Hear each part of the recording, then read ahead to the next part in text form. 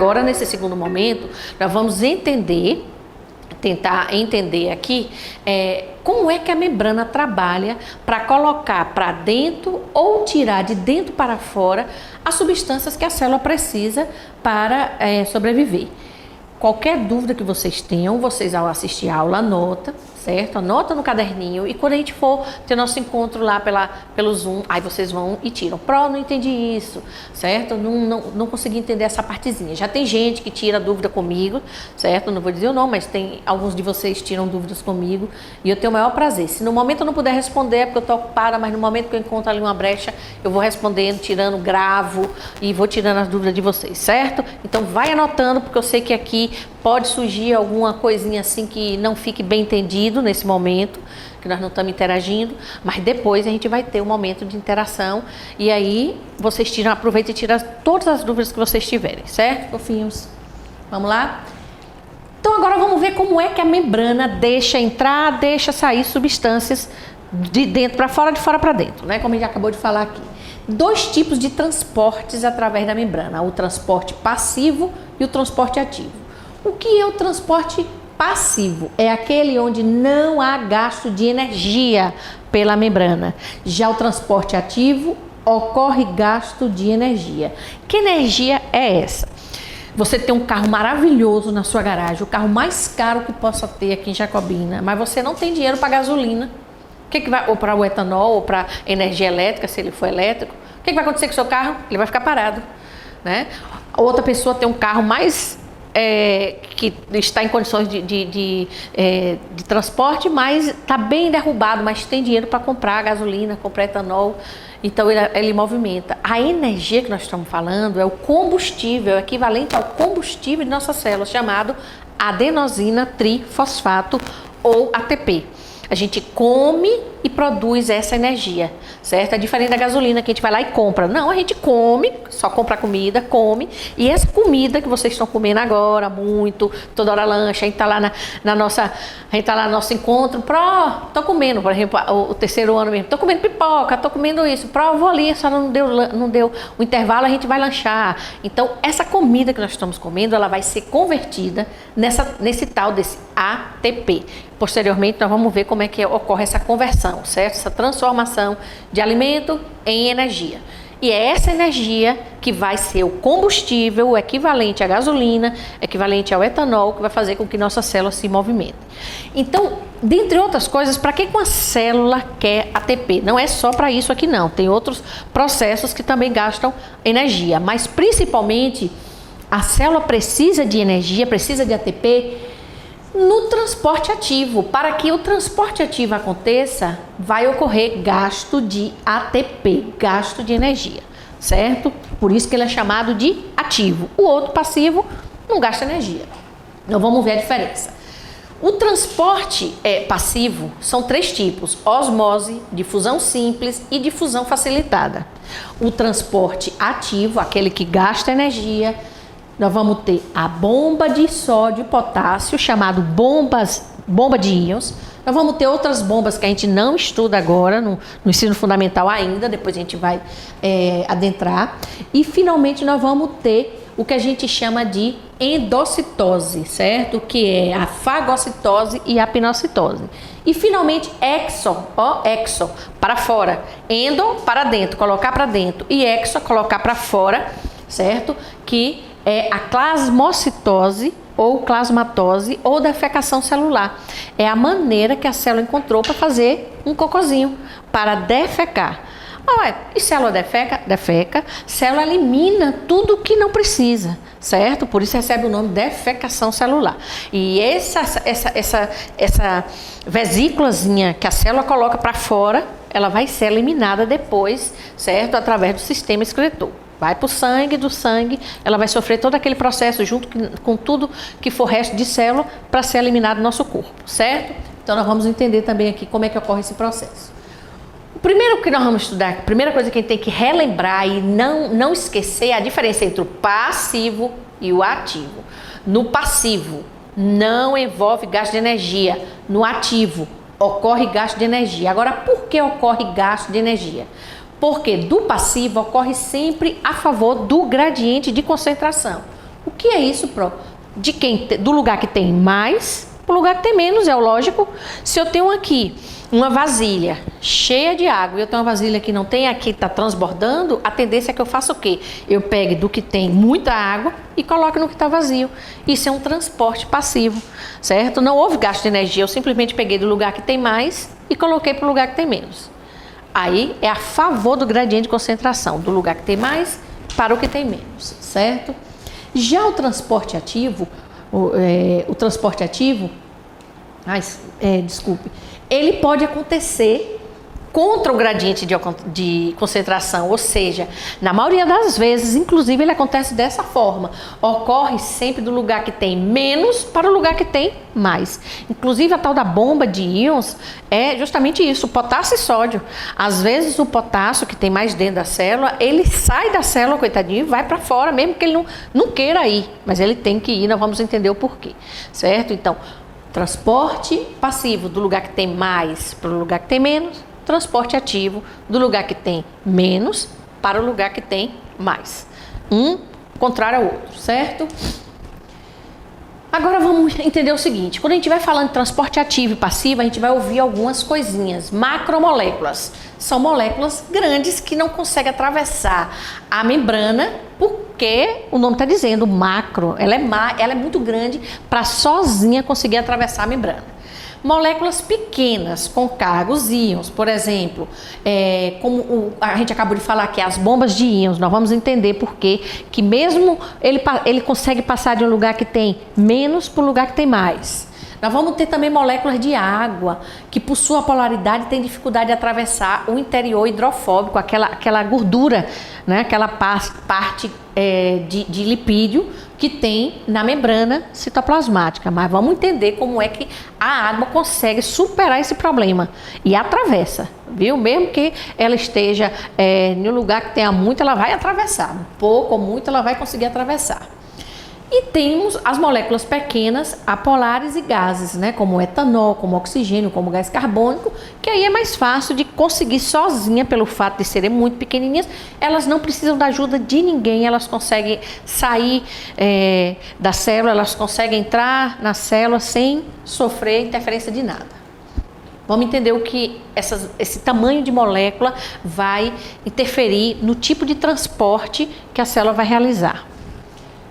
Então vamos estudar o primeiro transporte passivo, chamado de difusão simples. Depois nós temos a difusão facilitada e finalmente a osmose, certo? E vamos entender a diferença entre difusão simples e facilitada. A difusão simples é um movimento direcional, de uma região onde tem mais para a região que tem uma menor concentração, uma maior concentração para a região de menor concentração. Então eu tenho aqui uma vasilha e eu boto aqui um pouquinho de açúcar só no cantinho, daqui a pouco eu começo a ver que as moléculas de açúcar elas vão se diluindo na água e daqui a pouco tá tudo assim, ó, isotônico, em equilíbrio, tudo sem haver essa separação. Então a nossa respiração ela é um exemplo de difusão simples. Por quê? Porque repare que o meio onde a gente se encontra tem muito oxigênio, deve ter muito oxigênio. Então o oxigênio ele tem que sair daqui e ele vai do lugar que tem uma maior concentração para o lugar que tem uma menor concentração, que é dentro da gente. Então é através da respiração pulmonar que isso acontece, né? Então o oxigênio passa do lugar que tem mais, que é esse meio aqui, para dentro da gente que tem menos. O gás carbônico que a gente vai eliminar na respiração, ele é produzido dentro da gente. Vai ter um processo no interior da célula chamado de respiração celular. Não usa pulmão. É cada célula individual realizando esse processo chamado respiração celular.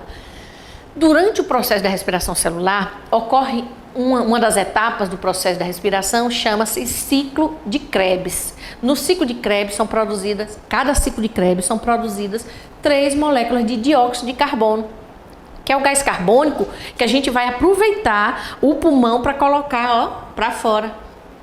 Então, o gás carbônico se encontra em maior proporção no sangue ele vai para o lugar que tem menos que aqui fora. O oxigênio vai sair do lugar que tem maior quantidade para o lugar que tem menos quantidade, menor quantidade, que é dentro da gente. Isso é chamado de fusão simples, certo? Passagem do lugar que tem mais para o lugar que tem menos. O gás carbônico do lugar que tem mais para o lugar que tem menos. Difusão simples. Olha aqui, ó. Aqui eu tenho uma substância e aqui eu tenho outra e a membrana semipermeável aqui no meio. A gente vai observar que com o passar do tempo, o que é que vai acontecendo? Vai difundindo, molécula vermelha vem para cá, molécula azul vem para cá e aí estabiliza, fica tudo no equilíbrio. É isso que a célula deseja. Nossa célula agora está bem cheia de oxigênio, gás carbônico saindo, oxigênio chegando, então ela está equilibrada, certo? Isso que é a difusão simples. Olha lá, do lugar que tem aqui do lado de fora, que é a membrana citoplasmática, que é o interior da célula. Aí tem muito oxigênio, ó. O oxigênio é tão pequenininho que ele consegue atravessar aqui, ó.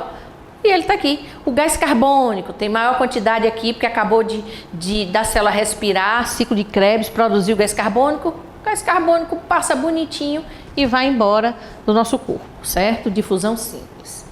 A difusão facilitada é a mesma coisa, do lugar que tem uma maior concentração para o lugar que tem menos, uma menor concentração, certo? Porém, já são agora moléculas maiores, certo? Que não conseguem sozinhas atravessar a membrana, não conseguem atravessar a membrana sozinhas. Elas agora vão contar com a ajuda das proteínas chamadas de transportadoras ou carregadoras, que são as permeases. São essas proteínas que estão no centro.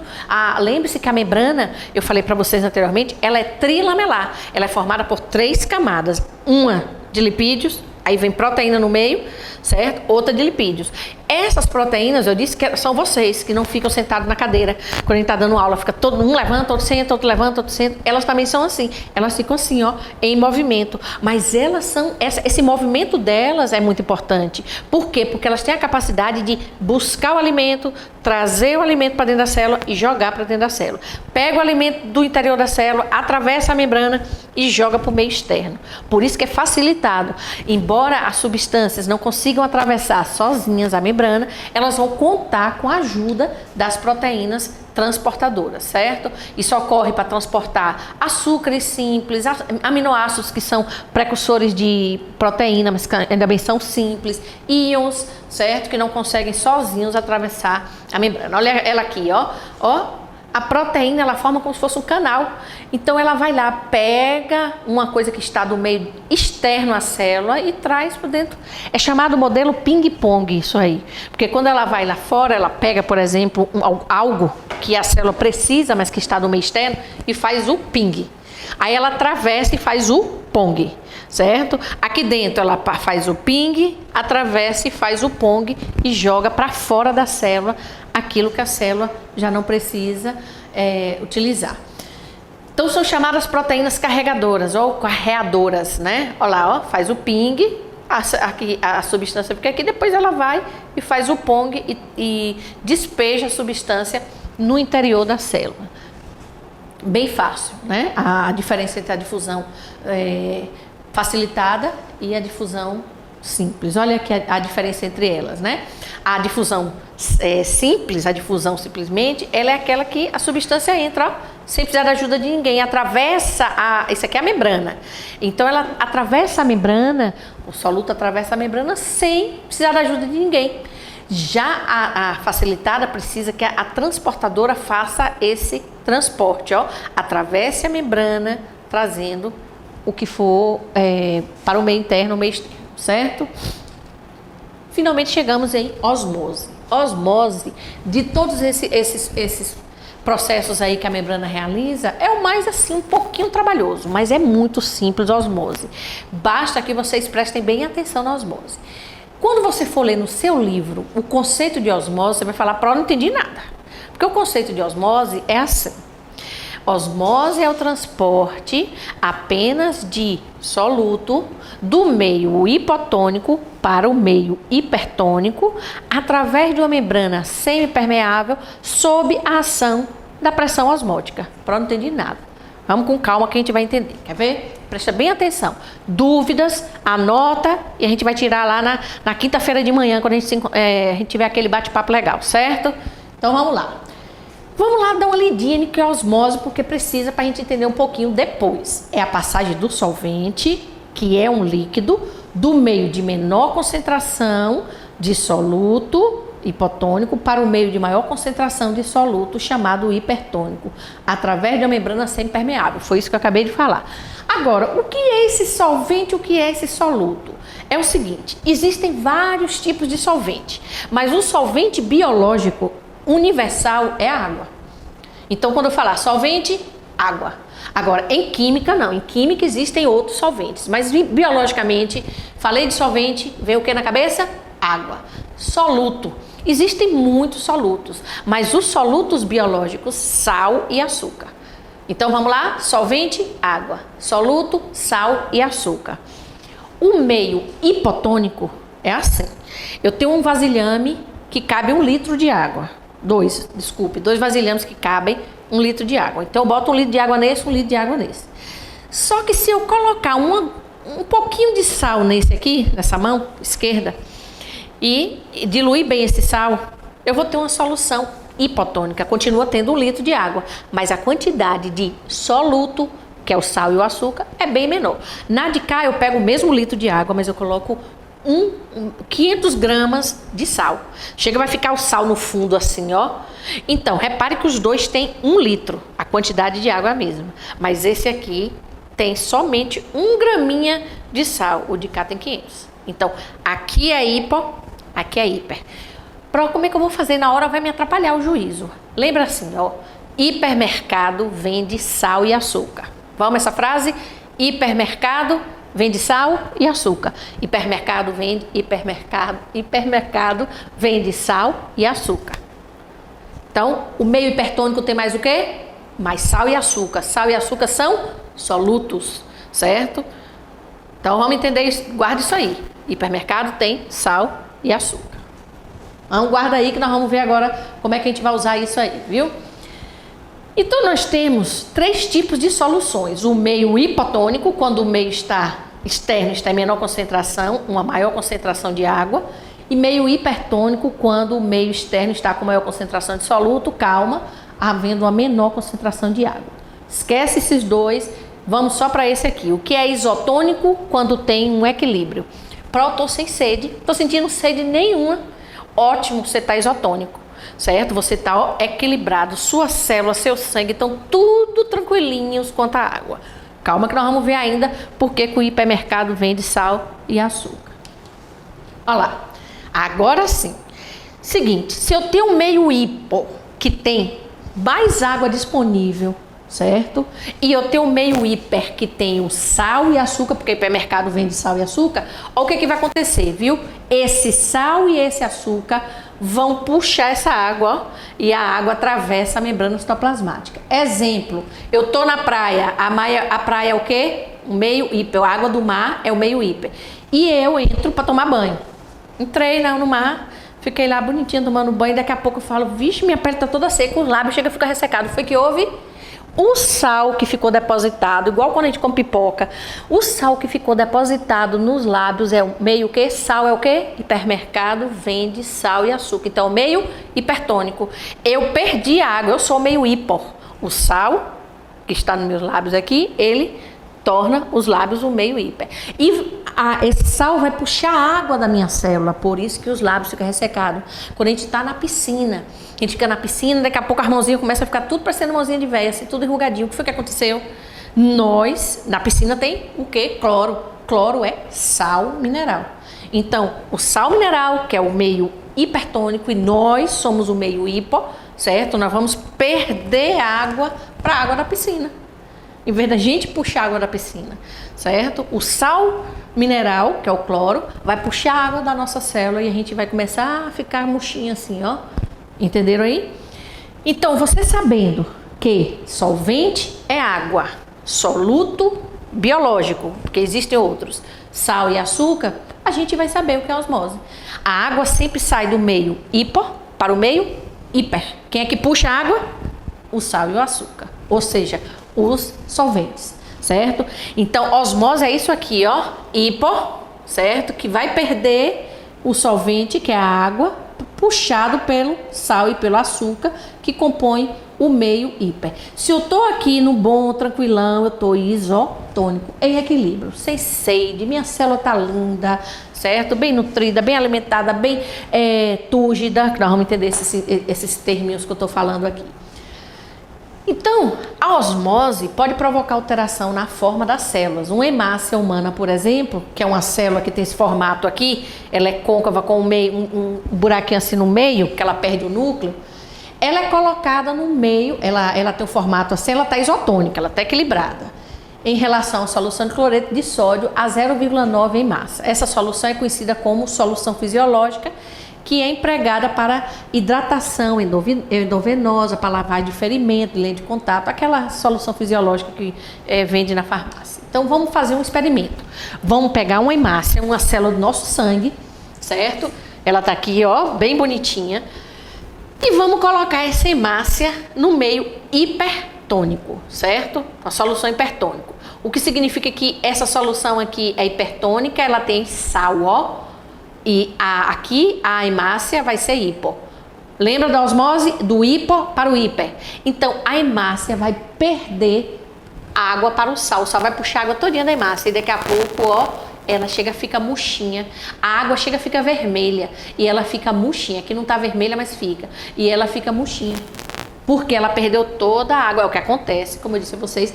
Por exemplo, se eu pegar um peixe de água doce e botar na água salgada do mar. O que vai acontecer? Vocês que criam peixe, vocês que têm aquário em casa, sabem que a gente não pode tirar a água da torneira e botar para completar o aquário. A gente tem que deixar evaporar toda aquela parte de cloro que vem da água, porque se você jogar o peixe com aquela água ali, o que acontece? O cloro vai puxar a água todinha do peixe e o peixe vai murchar, vai ficar igualzinho essa hemácia aqui e ele vai morrer.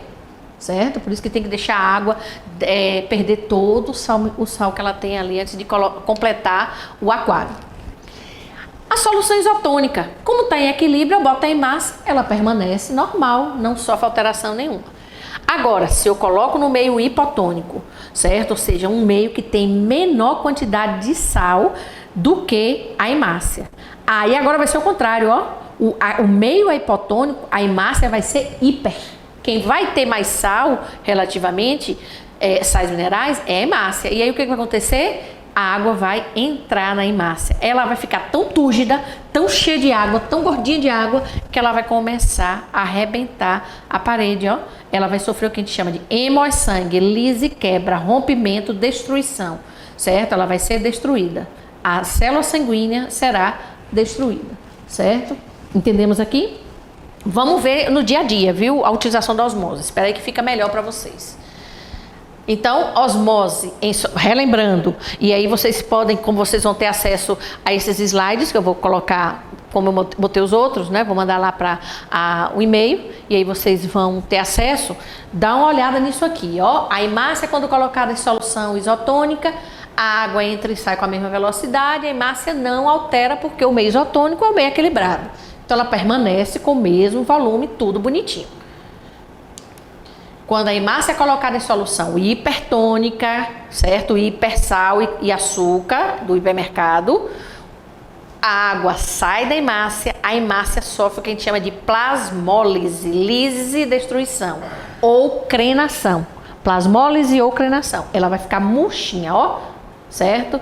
E finalmente, se eu inverter isso aí, a hemácia em solução hipotônica. Agora a hemácia é o meio que teoricamente tem mais sal e o meio tem menos. A água entra na hemácia, ela fica túrgida, o que é túrgida? Gordinha de água, cheia de água, certo? E por excesso de turgidez de água, ela pode sofrer hemólise, destruição, ela arrebenta, certo? Entendemos aí, anjos? São os 3 processos envolvidos com a osmose. E aí nós vamos ver a osmose em vegetal.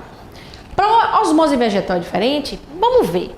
Eu tenho uma planta, aí eu peço assim, ô fofinho, molha ali para mim, Dalícia, por favor, aquela planta. Aí você molha e tá aqui no celular jogando, para não variar, né, que vocês estão viciados. Aí tá jogando e molhando. Esquece. Meia hora depois, você lembra, por acaso, que a água já tá lá no meio da rua, que estava molhando a planta. Quando você olha para a planta, ela está do tamanho da sua casa? Não, ela continua na dela lá, ó, tranquila. Ela absorveu o que ela pôde de água, o que não pôde, ela está lá tranquila, a água lá escorrendo. Por que ela faz isso? Porque a osmose em vegetal, porque em nós é assim, Então, se eu posso beber água à vontade, eu posso pegar uma vasilhinha daquela de 20 litros de água mineral e eu vou beber todinha de vez, você não consegue. Porque nós temos hormônios que controlam a entrada de água. A partir do momento que você fica isotônico, se você ainda consegue beber um pouquinho de água, mas vai chegar uma hora que se você forçar a ingestão, né, de água e as células já estão túrgidas o suficiente, você vai colocar para fora, certo? Você vai vomitar, digamos assim. Então, quem controla a entrada de água, na mesma hora também, se eu não tiver água suficiente, eu vou ter o que a gente chama um mecanismo de sede. E aí nós vamos ter hormônios envolvidos nesse processo, que faz com que a gente sinta sede ou saciedade. Chegou a água para mim, aqui já tá bom. A mesma coisa quando eu sinto sede. Já em vegetal, quem vai controlar a entrada para que o vegetal não fique do tamanho de sua casa é essa estrutura grandona aqui. Ela é tão grande, essa estrutura, chamada de vacúolo, que olha como empurra o núcleo para o canto, empurra tudo para o campo, ó, para o canto. Esse vacúolo, ele não precisa ser grandão não, ele está pequeno. Vamos fazer de conta que ele está bem pequenininho, mas à medida que eu vou colocando água ali na célula, ele vai, ó, inchando. Então ele pode inchar e guardar a quantidade de água que eu quiser? Não, porque nós vamos ter a parede celular. A parede celular é assim, o vacúolo, ele é até meio descontrolado. Por ele, que ele tem uma elasticidade, ele até poderia absorver água, mas a parede celular chega a hora que fala, epa, para aí, daqui eu não saio. Então, a parede celular regula a entrada de água por parte do vacúolo, não permitindo que ele se expanda excessivamente, certo? Então, olha, célula vegetal em solução isotônica, a água entra e sai com a mesma velocidade. Mesma coisa da planta. A parede celular não sofre pressão, fica tranquila, flácidazinha, normal, ó, certo? Como as hemácias. Estão lembrados? As hemácias dos animais. Se eu coloco essa célula vegetal em uma solução hipotônica, né, uma solução onde a célula vegetal vai ter uma quantidade maior, a água penetra na célula, distendendo a parede celular até atingir o limite de elasticidade. A célula vegetal fica túrgida. A parede celular não permite que a membrana plasmática se rompa, porque ela é muito resistente. Foi o que eu falei para vocês. A gente pensa que a célula animal, nesse aspecto, é mais resistente do que a vegetal, mas não é. E finalmente, célula vegetal em solução hipertônica, o meio tem mais soluto que a concentração, a célula perde água, certo? E aí o vacúolo se retrai, a membrana plasmática chega a se destacar, ó, da parede celular, como eu mostrei a vocês antes, que a parede celular fica colada lá na membrana e a célula sofre o que a gente chama de plasmólise, ou ela fica plasmolizada, certo? Entendemos aqui? Agora vamos ver no dia a dia para a gente acabar a osmose. Quando a gente vai a um restaurante, a gente pega a salada, o alface, ele não está temperado, nunca está temperado. Ah, mas o povo é preguiçoso demais, o povo não bota nem um sal no alface, não bota nem um pouquinho de vinagre no alface. Porque se colocar o sal, se colocar o vinagre, vai acontecer o quê? A osmose, certo? Ou seja, quando a gente fosse pegar aquela saladinha, a gente ia ver um pouquinho de água ali no fundo da vasilha. Por quê? Porque o sal contido lá no vinagre ia puxar toda a água do alface, ele ia ficar murcho. Então é por isso que o alface ele não vem temperado quando a gente vai comer, né? Olha um exemplo aqui de osmose que você pode fazer em casa. É a mesma coisa da batata frita. A batata frita você vai num restaurante, no barzinho e pede uma porção de fritas. Ela vem sem o sal tá na mesa. Por que a pessoa não teve coragem de pegar assim e botar um pouquinho de sal? Não, não é só pela questão de saber se você gosta mais ou menos de sal, não. É porque se colocar, a batatinha tá crocante. Se ela coloca e demora até chegar à sua mesa, quando chegar a batata tá toda molinha. Porque ela vai perder água. Olha aqui um exemplo, ó. Você pode fazer isso aqui em casa. Você pega uma batata, tira o miolinho, certo? Faz como se um buraco mesmo nela, ó. Um buraquinho. E aí você coloca sal. Daqui a pouco você vai notar que a água tá aqui em cima, ó. A batata começa a murchar e cria uma aguinha aqui em cima, certo? Da batata. Por quê? Porque esse sal vai puxar toda a água da batata. É isso que acontece com a batata frita. Por isso que a gente não bota o sal antes. Outra coisa, um cuidado que você deve ter. Isso aqui é uma planta com o sistema radicular dela, né? As raízes. Eu chego na casa de vocês e falo assim, gente, eu queria você tem uma mangueira maravilhosa. Falou, me dá umas manguinhas. Ah, não vou dar não. Com aquela guludice, me dar uma manguinha. Não vou dar não. Pronto. Aí eu falo, mas eu sou seu amigo, eu vou lhe ajudar. Eu vou lhe ajudar para você colocar você colocar um adubo. Vamos fazer uma adubação nessa mangueira, porque no ano que vem ela vai dar tanta manga, que aí você divide comigo. Topas? Você fala, tá bom. Mas aí eu tô com raiva que você não me deu agora, eu fiquei com vontade. O que eu vou fazer? Eu vou com você e a gente vai comprar ali na casa onde vende adubos químicos, nós vamos comprar um adubo à base de 3 sais. NPK, nitrogênio, fósforo e potássio. 3 sais. E aí eu vou falar assim, olha, atrás, nas instruções, tem assim, dilua 100 gramas desse adubo em 2 litros de água. Aí eu vou falar pra você bem assim, não é cheio de cangueagem, não precisa de 2 litros de água, não. A gente dilui assim, 100 gramas desse adubo em um copinho de uma vasilhinha desse tamanho. Ou seja, a gente deixa assim quase um xarope grosso e vamos colocar na raiz. E não vamos olhar. Vamos olhar essa planta não, viu? Vamos colocar aqui o adubo bem rico em sal, sem água. Como tá ameaçando chover, eu sou amiga de vocês, eu vou armar até uma barraquinha aqui para não molhar a nossa planta. E vamos deixar. Daqui a uns dias você me liga. As folhas da minha mangueira estão caindo. Tinha até umas manguinhas que ia amadurecer daqui a um tempo. Também tá murchando. Eu falo, tá vendo? A vingança tarda, mas não falha, né? Na verdade, o que a gente fez foi totalmente errado. Por quê? Porque, lembre-se, 3 sais, N, P e K. E a gente não diluiu. Então, o que foi que a gente colocou? A gente colocou sal aqui no sistema radicular. Então, nós tornamos isso aqui hipertônico. Esse sal vai puxar água de onde? Da planta. E a tendência é que a planta morra, certo? Porque ela vai secar literalmente. Você matou a planta. Se você tivesse obedecido o que vinha a determinação, que você diluísse bastante em água, aí sim você ia diluir o sal aqui, ia tornar o meio hipotônico e a planta ia ser o meio hipertônico, ia puxar água e a planta automaticamente entraria também o sal mineral e formaria a seiva bruta dessa planta e ela ia crescer linda e forte. Então, é preciso a gente conhecer a osmose para a gente entender também o que é adubação e não colocar um adubo de qualquer forma, achando que é muito, é pouco, bota aí de qualquer jeito. Certo, anjos? Então, atenha-se a isso. Vamos ver outro exemplo? E osmose, para finalizar a osmose, na conservação de alimento.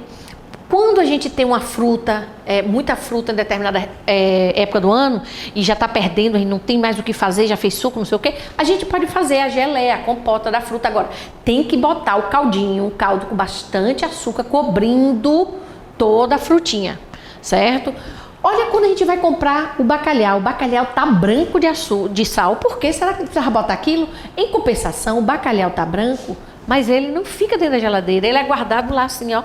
Às vezes a gente vai no mercado, o bacalhau tá dentro de uma caixa e ali ele fica exposto. A mosca pousa. À noite, quando a gente vai para casa, que eles talvez não fechem aquela caixa, pode vir uma baratinha, passear ali, colocar uns ovinhos. E por que não nasce? Não nasce nada ali em cima. Não nasce aquelas larvinhas que, se eu botar uma carne fresca ao lado do bacalhau, uma carne que não tenha sal e que não esteja resfriada, e a gente vai observar que vão nascer umas larvinhas assim pequenininhas na carne. No bacalhau não nasce. Por quê? Porque a partir do momento que a gente salgou o bacalhau, a gente tornou o meio hipertônico. Então, se uma mosca, uma baratinha, colocar um ovinho aqui, o ovo seria o meio hipotônico. Ia perder toda a água para o sal e não ia poder eclodir nenhuma forma de vida ali, certo? A mesma coisa é aqui. Quando a gente vai comer um doce que tenha caldo, às vezes a gente vai tirar uma caldinha e a gente vai tirar o pedaço, vai tirar o doce assim e deixa uma parte do doce descoberta. Aí a mãe vem com a colher e coloca assim dentro da calda de novo. Por quê? Porque a função da calda é justamente evitar que fungos que estejam aqui consigam entrar no alimento. Porque se o açúcar está recobrindo, o meio se torna hipertônico.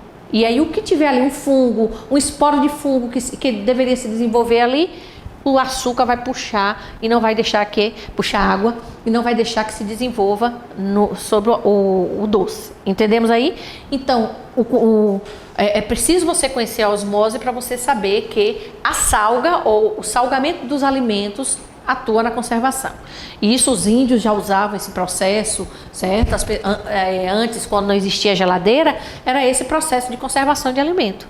Era utilizar o sal nos animais, na carne dos animais, para fazer com que eles permanecessem mais tempo intactos e prontos para servir para alimentação. Entendemos, anjos de osmose? A dúvida que tiverem, vai lá tirando, certo? Guarda, que a gente vai encontrar e vai tirar. E agora nós chegamos finalmente em transporte ativo, que é bem mais light, né? Bem mais rápido, bem mais fácil. Transporte ativo, relembrando, é a passagem de uma substância de um meio menos concentrado para um meio mais concentrado, ou seja, conta o gradiente de concentração, por isso vai gastar energia, certo? Por isso gasta ATP. Vamos começar com ela, o transporte ativo conhecido como bomba de sódio e potássio. Certo? Dois íons fundamentais. O sódio, ele é responsável, lembre-se, sódio, ele está presente em todo tipo de NaCl, sal de cozinha, cloreto de sódio. O sódio está presente em tudo que você coma que tenha sal, certo? E o potássio, que também ele é responsável, certo? Dentre outras coisas aqui, pela transmissão dos impulsos nervosos. O potássio a gente consome em menor proporção do que o sódio, né? Porque NaCl, quase todo alimento que a gente consome está presente, mas o potássio já é mais raro. E finalmente nós vamos ver fago e pinocitose e a exocitose. Vamos lá. A bomba de sódio.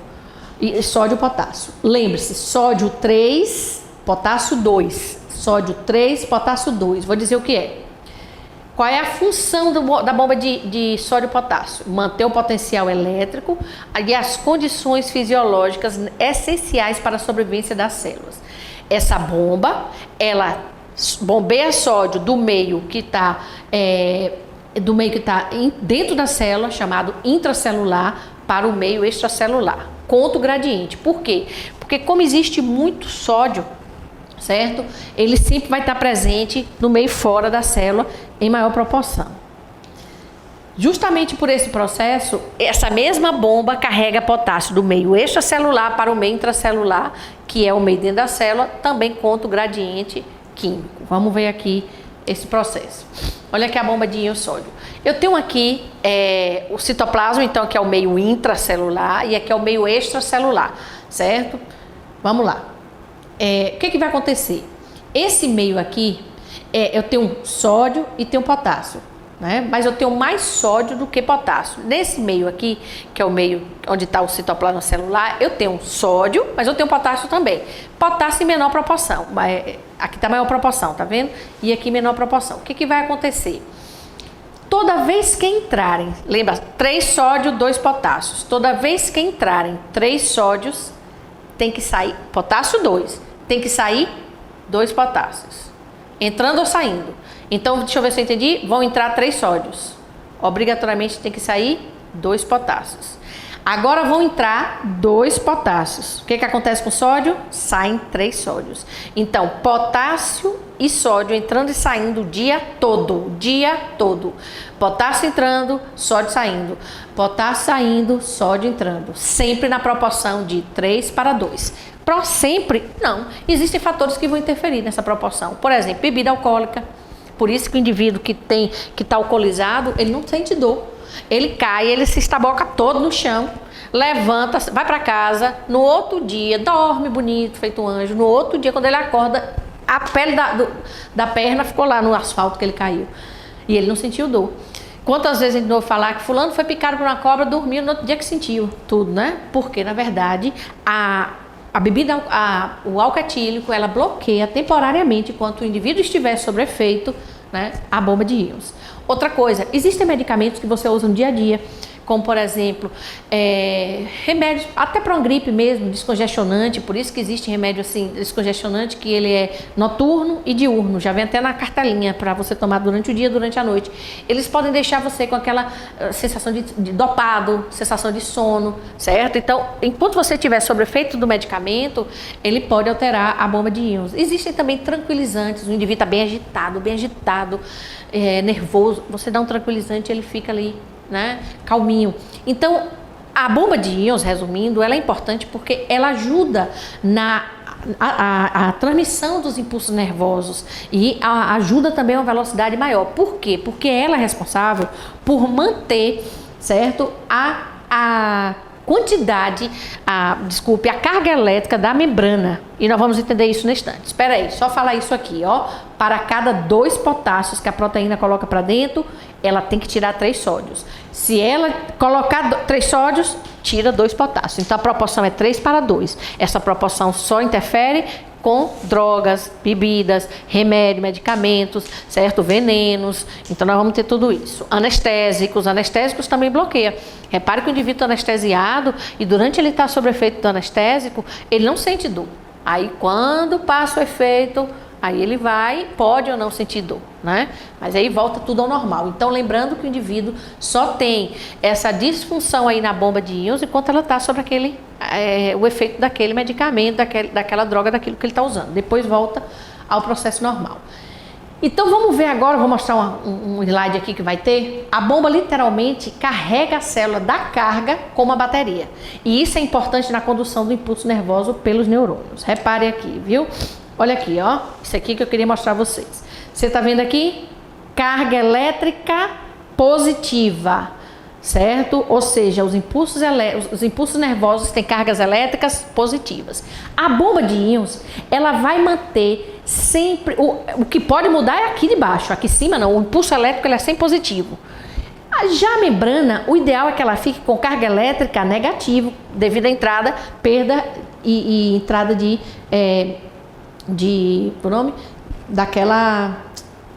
íons. E aí o que vai acontecer? Você sabe que carga elétrica positiva com negativa, quando você pega qual é o nome daqueles que gruda assim, um ímã, você vê que quando você coloca positivo com positivo ou negativo com negativo, ele repele. Mas ele não só repele, como ele joga para cima assim, ó. Quando for positivo com positivo, o que acontece? Quando for positivo com negativo, ele gruda. Então a função da bomba de íons é manter, certo, a carga elétrica. Ai, desculpa que eu passei sem querer. Aqui. É manter a carga elétrica do impulso nervoso e da membrana sempre compatível. Ou seja, ele permite a despolarização, fazendo com que os neurônios não fiquem aderidos à membrana das células e ele consiga uma velocidade muito maior, certo? Ele não atue como uma carga positiva e negativa que aderem uma à outra. Ele consegue simplesmente como se fossem 2 positivos atravessar com a velocidade maior e isso, como eu disse a vocês, na hora que você pisa, alguém pisa no seu pé, na mesma hora você sente a dor. Olha a velocidade, você sentiu a dor, captou a dor ali, mas ela foi para o cérebro, foi codificada como dor, volta e você sentiu quase que imediato. Então, a velocidade muito alta, graças à bomba de íon. Por isso que, novamente, eu digo, quando o indivíduo bebe, usa drogas, usa o anestésico, isso aí fica lento. Você, às vezes, tem um bêbado e ele, para conversar, é meia hora, porque ele fala mais lento, ele não entende, você pergunta uma coisa, ele não entende. Quando uma pessoa está dopada, né, por droga ou por um medicamento mesmo, e você conversa com ele ou pede para ele fazer alguma coisa, você vê que a velocidade dele, né, de compreensão está mais lenta. Passado o efeito, normaliza tudo de volta, certo? E finalmente nós vamos ter as exocitoses, né? Nós vamos ter as endocitose, fagocitose, pinocitose e para acabar, exocitose. Vamos lá. O que é fagocitose? Fagocitar. Fagocitar é comer, mas a fagocitose é o englobamento de partículas sólidas pela célula com a formação de pseudópodos. Isso aqui nós vamos fazer de conta que seja uma célula qualquer unicelular aqui, né? E um protozoário, por exemplo, e eu tenho aqui uma partícula sólida que essa célula precisa englobar. O que é que ela faz? Ela movimenta a membrana citoplasmática, forma um pseudópodo, falsos pés. Por que falsos pés? Porque isso é como se ela fosse se arrastando, ó, e ela faz isso com a membrana citoplasmática, e esse pseudópodo, ó, cobre o alimento, forma uma vesícula chamada de fagossomo, porque é fagocitose, e o alimento já está dentro da célula e vai ser digerido nesse mesmo fagossomo aqui. Só que inicialmente ele é chamado de fagossomo, depois ele vai sofrer a digestão, o alimento que está aí dentro, depois vai ser chamado de vacúolo primário, vacúolo secundário, e até que ele seja eliminado através da plasmocitose, certo? Então, Relembrando, fagocitose é o quê? Englobamento de partículas sólidas. Qual é a importância da fagocitose na imunidade da gente? Nós vamos ter células responsáveis por os macrófagos, certo? Por exemplo, que vão fagocitar vírus, bactérias, que entram em nosso corpo. Qualquer coisa que entre no nosso corpo, que não faça parte dele, ele vai lá e come e joga fora. Claro que isso aqui, essa célula que vai fagocitar, ela também vai ser descartada e vem mais adiante a formar o que a gente chama de pus, aquela secreçãozinha amarela, que são restos de células, células que morrem, tudo isso. Aqui um exemplo típico de fagocitose, uma célulazinha que vai fagocitar um corpo estranho, que pode ser, por exemplo, uma bactéria, certo? Ela come, digere, aproveita tudo que tem nessa bactéria para a célula e o resto ela elimina. Pinocitose é igualzinha a fagocitose, só que agora é englobamento de líquidos, partículas líquidas, observando as células cultivadas. Outra coisa, enquanto que na fagocitose, ocorre uma evaginação, a membrana sai, aqui vai ocorrer uma invaginação. É como se a célula fosse sugar, então ela entra, ocorre uma invaginação. Na fagocitose é uma evaginação, é uma saída da membrana. Então ocorre a invaginação de uma área, da membrana, formando pequenas vesículas. Enquanto que na fagocitose é chamada de fagossoma, aqui vai ser chamado de pinossomo. Então, isso aqui é chamado canal de sucção ou canal de pinocitose, porque a membrana suga o líquidozinho. Uma vitamina C que esteja diluída, por exemplo, em água, e a célula está precisando dessa vitamina C, então ela vai sugar a vitamina C por pinocitose. Qualquer coisa que seja diluída, que esteja diluída em um líquido, para poder entrar na célula. Olha lá a pinocitose mais de perto aqui, Tá vendo aqui? A membrana vai e cria esse canal de sucção e as substâncias líquidas entram e formam o pinossomo, que vai ser digerido, vai aproveitar, o que aproveitar joga para dentro da célula e passa a fazer parte da célula agora. Estamos acabando, E finalmente o último, que é a exocitose. Exo, colocar para fora. É o contraste da endocitose. Enquanto a endocitose, a fago e a pinocitose colocam algo para dentro, líquido ou sólido, a exocitose, depois que a célula aproveitar disso que foi colocado para dentro, aproveitar o máximo do que puder, e essa parte aproveitada fizer parte agora do citoplasma da célula, certo? Ela vai compor todas as estruturas do citoplasma da célula. O que não presta, que seria o equivalente a dizer que seriam fezes, cocôzinhos da célula, ficam dentro do vacúolo residual, certo? Esse vacúolo residual, ele vai se aproximando da membrana citoplasmática até que finalmente, certo? Todo o conteúdo dele é colocado para fora. E é isso que a gente chama de plasmatose, plasmocitose ou defecação celular. E o que vai acontecer com isso que foi colocado para fora? Lembre-se que nós temos o sangue, que vai recolher tudo isso e que vai levar para os rins, e os rins vão filtrar e vai colocar para fora do nosso corpo através da urina. Por isso que na urina, quando a gente faz o exame de urina, fala assim, detectado restos de bactérias, certo? Células de bactérias, restos não sei o quê. Porque tudo que a gente elimina, qualquer medicamento, quando a gente vai fazer um exame de urina, eles perguntam, estão tomando algum tipo de medicamento? Porque sai também na urina, certo? Entendemos, anjos, até aqui? Tomara que tenham entendido tudo direitinho. As dúvidas tiraremos na quinta. Espero vocês comportados, certo? Lá na quinta, todo mundo participando do jeito que foi 10, nosso encontro na quinta-feira, que eu fiquei com saudade. Queria mais, mas acabou o tempo, E a gente não deu tempo nem de bater mais papo, certo? Amo vocês, se cuidem, fiquem em casa, máscara, certo? Mãozinhas limpas. Fiquem com Deus. Um beijinho para vocês.